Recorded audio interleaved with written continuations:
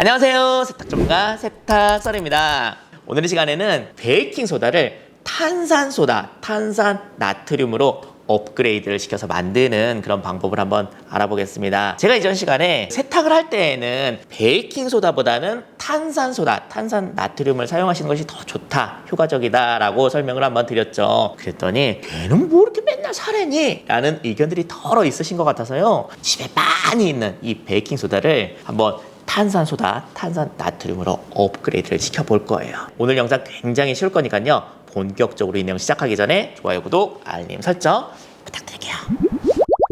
자, 이쪽이 가정에서 많이 사용하는 베이킹소다고요. 여기 있는 이 제품들이 런드리소다나 런드리 부스터라는 이름으로 판매가 되고 있는 탄산소다예요. 엄밀히 말하면 이 넬리 런드리소다는 세제, 계면활성제가 조금 들어가 있는 제품이고요. 반면에 이 아메르머 런드리 부스터는요, 순수한 탄산소다예요. 근데 우리나라에서는 이게 과탄산 나트륨 표백제라고 판매가 되고 있는데 저는 조금 의문입니다. 과탄산소다랑은 차이가 있거든요. 표백제도 아니고요. 그러려면은 과탄산소다 사용하면 되잖아요. 추후에 좀 한번 컨텐츠를 다뤄보기로 하고요. 어쨌거나 얘는 세탁의 세정력을 도와주는 알칼리 보조제로 생각을 하시면 좋을 것 같습니다. 기본적으로 이 두 아이의 성질은 비슷한데 능력치에서 차이가 나는 거죠. 제가 이제 보여드릴게요. 자, 이쪽이 베이킹소다,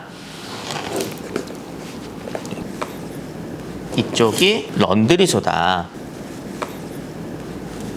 약간 탄산소다가 더 곱다는 느낌이 좀 들죠? pH를 한번 찍어보면은요, 베이킹소다가 pH 8 정도이고요, 탄산소다가 pH 11에서 12 정도 이렇게 차이가 나거든요. 알칼리성이 이 정도 차이가 난다는 거는요, 실제로 500배에서 1000배나 차이가 나거든요. 쉽게 얘기해서 이 베이킹소다를 500배를 사용을 해야지 탄산소다의 능력치만큼 나오기 때문에, 그렇다고 해가지고 베이킹소다를 500배나 더 많이 사용할 수는 없잖아요. 그런 면에 있어서 탄산소다를 사용하시는 것이 더 효과적이다라고 제가 설명을 드렸던 거예요. 그렇다고 해가지고 뭐 베이킹소다를 사용해서 뭐 전혀 효과가 없다, 뭐 그런 건 아니거든요. 기본적으로 성질은 비슷하지만 그 능력치에서 차이가 있는 거죠. 하지만 이 탄산소다가 베이킹소다보다는 가격 면에 있어서 조금 비싼 감이 없잖아 있기 때문에 오늘 한번 집에 있는 이 베이킹소다를 탄산소다로 한번 만들어 보는 것도 괜찮을 것 같습니다. 집에 냄비에 이 베이킹소다를 좀 부어볼게요. 무게는 한 707g 정도 한번 담아봤습니다. 이렇게 냄비에다가 담아가지고 볶아주시는 거예요. 처음부터 강불로 하게 되면 얘가 좀 탈 수가 있으니까요, 중불로 시작을 하시면 좋을 것 같아요. 온도 조금 올려보겠습니다. 비교를 해보니까 이 런드리 부스터가 제가 한 8,000원인가? 대형마트에서, 인터넷에서는 좀 쌀 수는 있겠지만 베이킹소다는 거의 막 6kg에 뭐 10,000원대, 뭐 8,000원대 구입을 할 수 있으니까요, 차이가 한 6배 정도 나더라고요. 많게는요. 부담이 되실 수도 있고, 또 이렇게 뭐 한번 만들어 보는 것도 뭐 재미삼아서 한번 해볼 수 있을 것 같은데요. 계속 타지 않게 뒤적뒤적 해주세요. 이 베이킹소다는 원래 이름이 탄산수소 나트륨이고요. 그리고 탄산나트륨, 그러니까 수소가 하나 빠진 거죠. 그 차이에 의해서 이렇게 좀 차이가 나는 건데요. 불을 좀 시게 더 올려볼게요.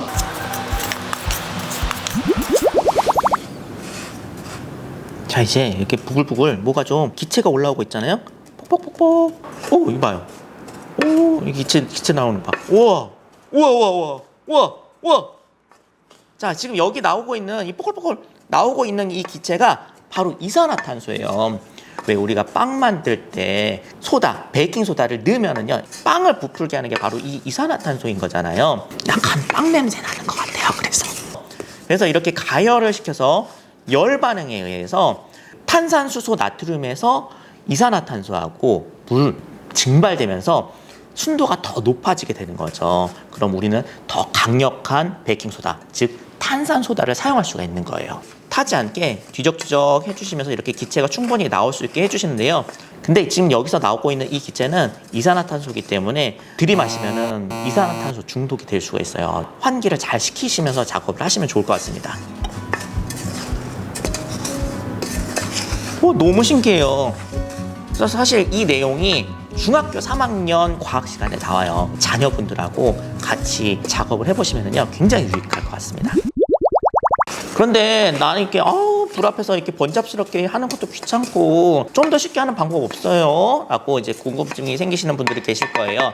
네, 그런 분들은 집에 오븐이 혹시 있으시면은요 쿠키 굽는 철판에다가 베이킹소다를 한 1cm 정도로 곱게 이제 뿌려주신 다음에요 한 200도 온도에서 30분 정도 한번 구워주시고 한번 뒤적뒤적해서 자리를 바꿔주신 다음에 또 한 번 또 구워주세요. 오븐에서 그야말로 베이킹이 되는 거니까 더 순도가 높은 탄산소다를 만들 수가 있어요.